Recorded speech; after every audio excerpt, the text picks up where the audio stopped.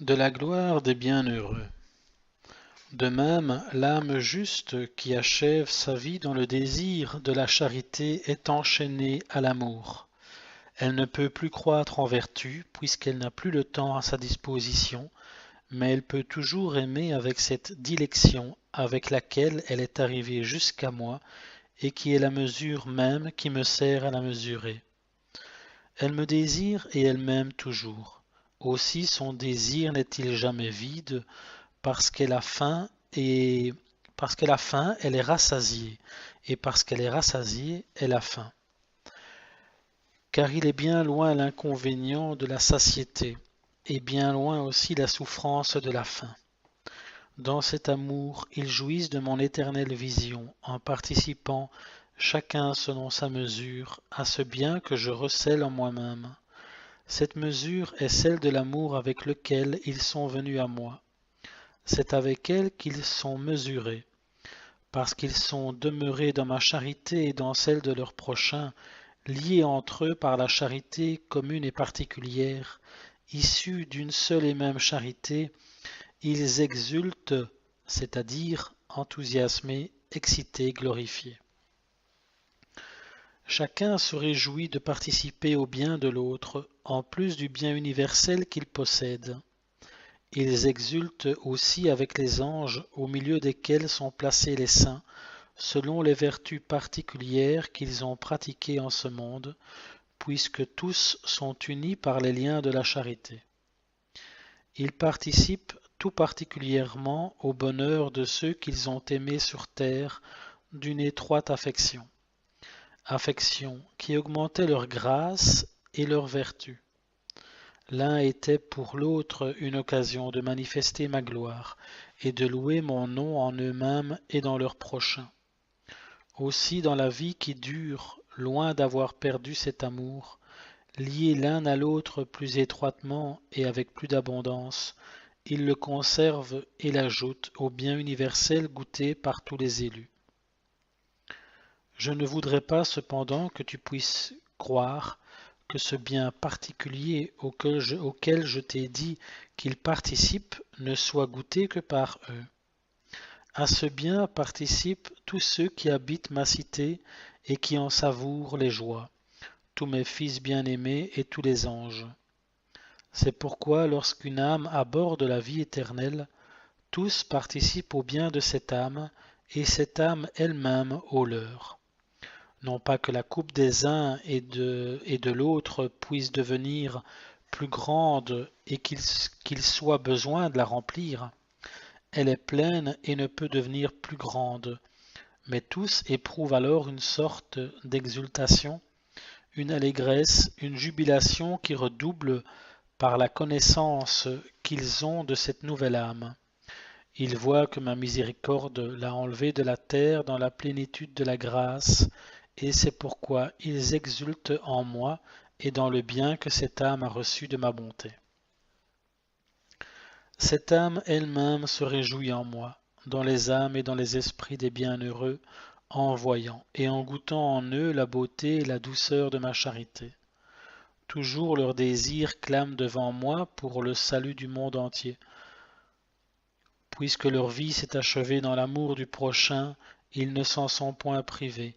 Ils ont passé avec lui la porte de mon Fils. Tu vois donc que ces liens d'amour dans lesquels ils ont achevé leur vie demeurent, il les lie pour toujours, éternellement. Ils sont tellement conformes avec ma volonté qu'ils ne peuvent vouloir que ce que je veux. Leur volonté est attachée par les liens de la charité. Lorsque le temps n'est plus à la disposition de la créature raisonnable, si celle-ci vient à mourir en état de grâce, elle ne peut plus pécher.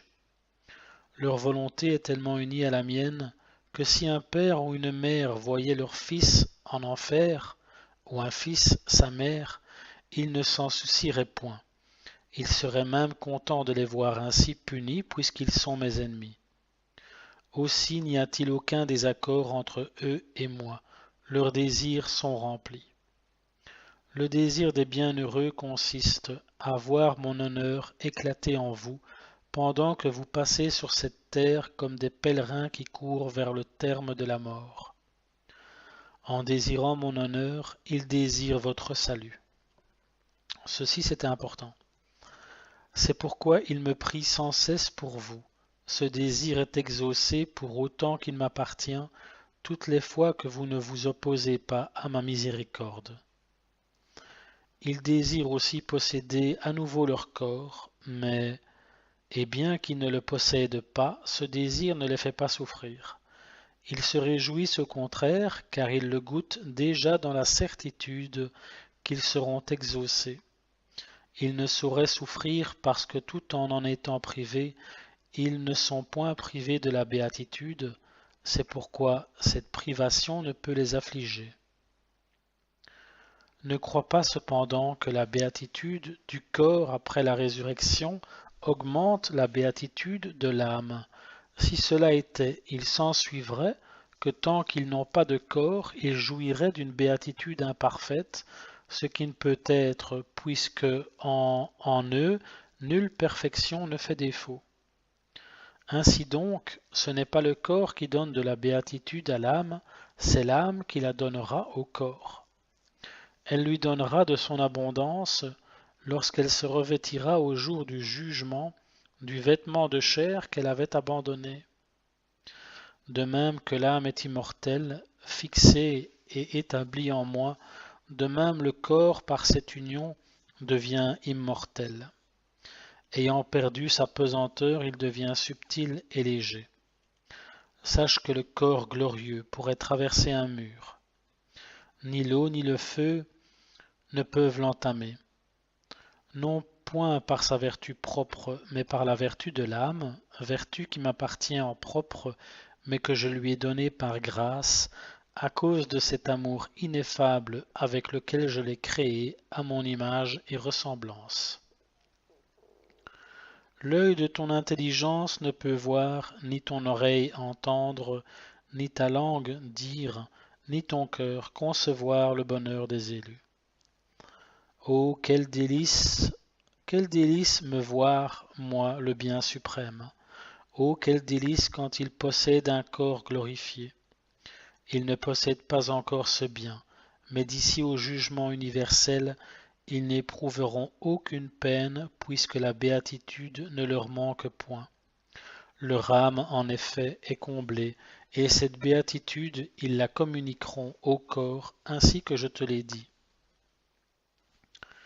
Je te parlais du bien qu'éprouverait le corps glorifié dans l'humanité glorifiée de mon Fils unique, qui, elle, vous donne la certitude de votre résurrection.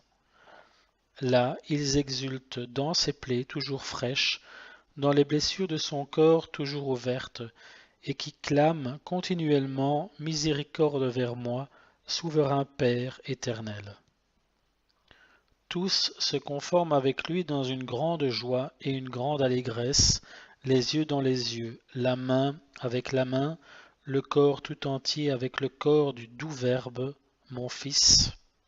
Entre parenthèses, la Sainte semble dépeindre une stigmatisation universelle et suprême.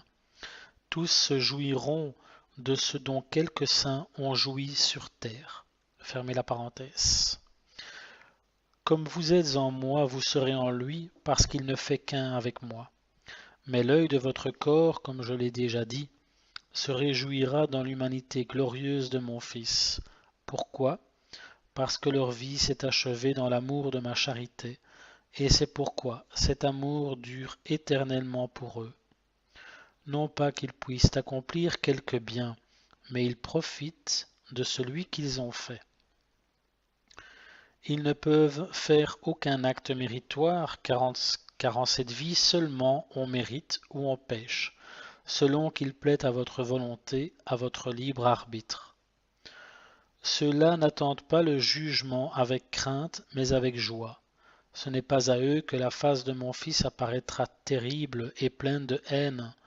Ils ont expiré dans la charité, dans l'amour pour moi, dans la bienveillance pour leur prochain. Tu vois donc que le changement de visage ne dépendra pas de lui quand il viendra juger avec ma majesté, mais de ceux qui seront jugés par lui. Au damné, il apparaîtra plein de haine et de justice. aux élus pleins d'amour et de miséricorde.